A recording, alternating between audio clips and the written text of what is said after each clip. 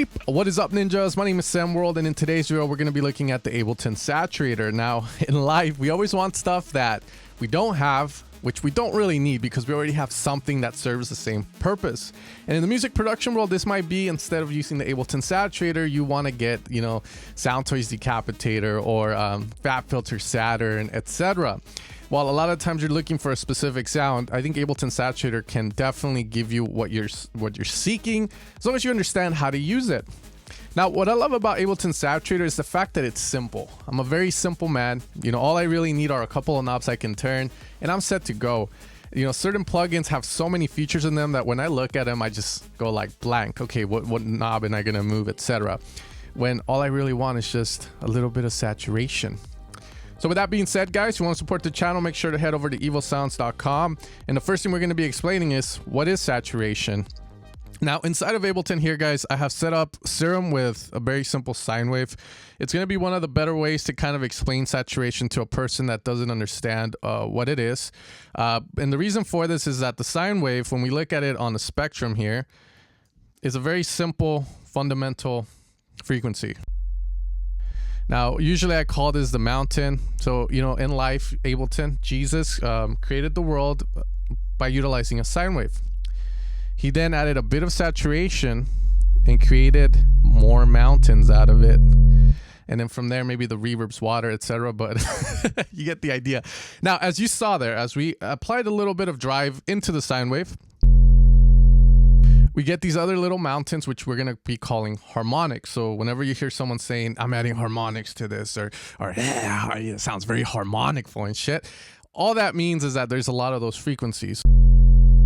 Now, depending on what you're using, this is going to give you a different response. Now, a square wave is going to be all odd harmonics. So usually when you just utilize an analog clip, you're getting odd harmonics in the picture. And of course, up here we have an oscilloscope, which is showing us the shape of the wave. Simple sine. And as you can see, when we get a certain point in the saturation, it squares off. So it's like a little platform for you to step on. But again, that is what we're doing with saturation. We're adding harmonic frequencies to whatever we are applying it to. Now, what this does is that it increases perceived loudness. So for instance, one of the things I'm a big believer in now is gain staging down. So obviously when we have our sine wave here, let's put it up a little louder, it's hitting at -12. Now, as I saturate, it's getting louder.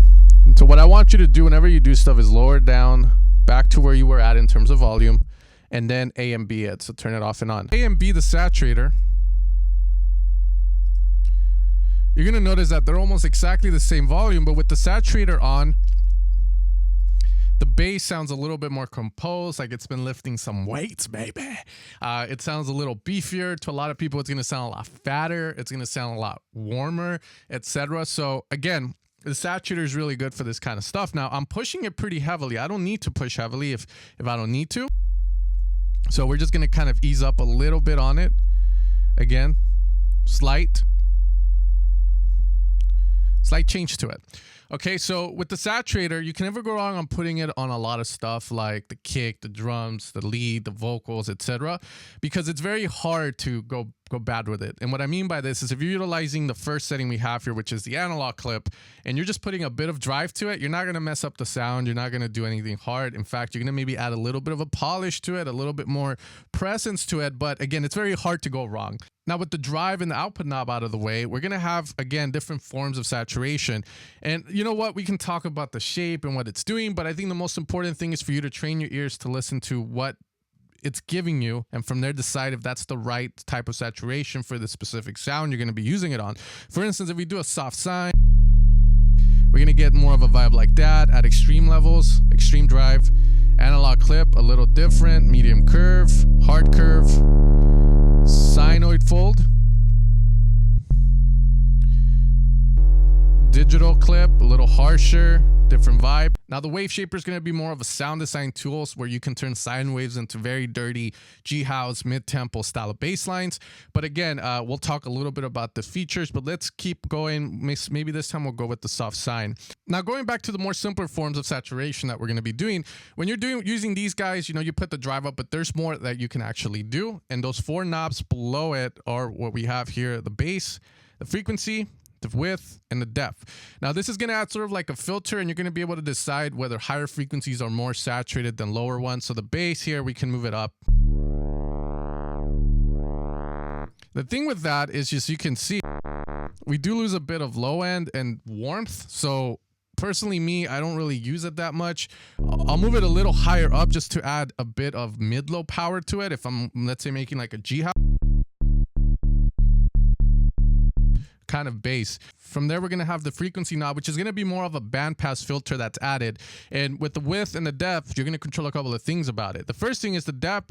The higher it goes, the more this frequency is going to affect the distortion, okay? So if I have a high depth,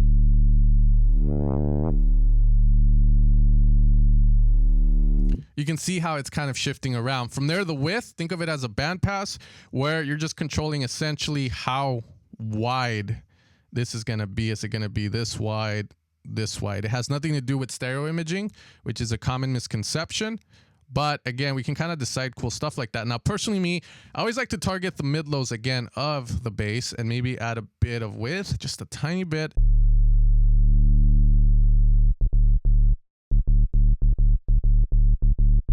Just to give that bass a bit of meat, okay? Now, if I lower...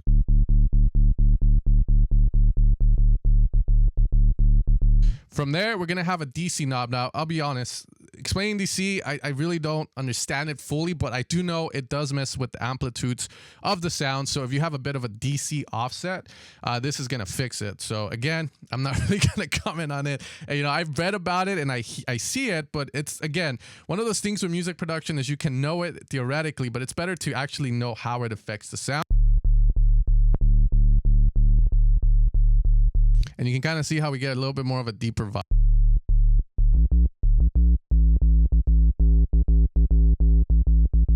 So I personally like it on, so I'll leave it on from there. Now, from there, we're going to have a soft clip that we can add. And all this is going to do is it's going to add another analog clip on the chain on the way out.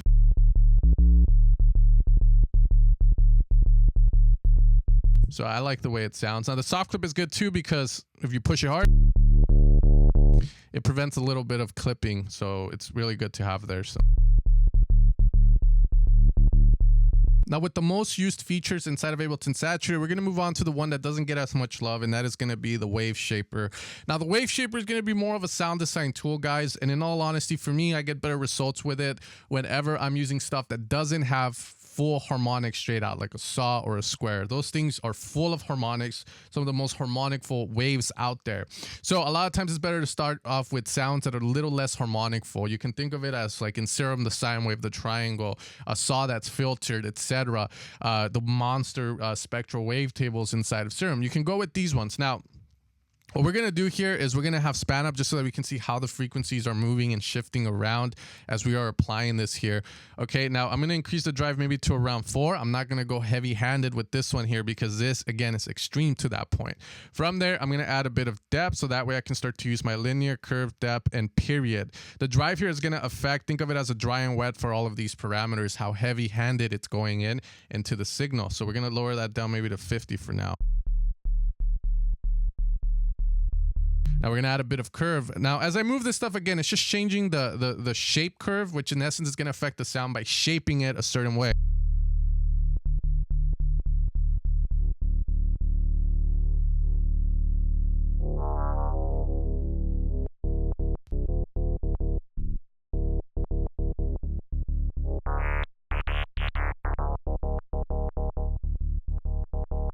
Okay, so here it's giving us a bit. You can see that we don't have any mid-low, so we're targeting more up here. So maybe we could do something where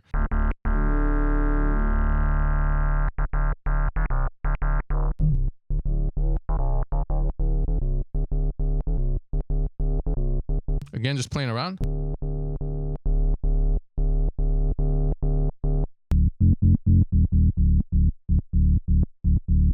Okay, so again, you can see we're adding a bit too much mid-low, so let's ease up.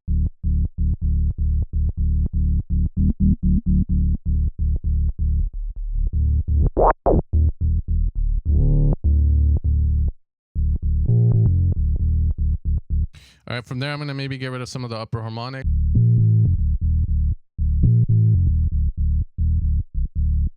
So from here, we're just gonna add again an EQ to remove any of the unwanted upper harmonics that we might have created, which again, don't really sound that great.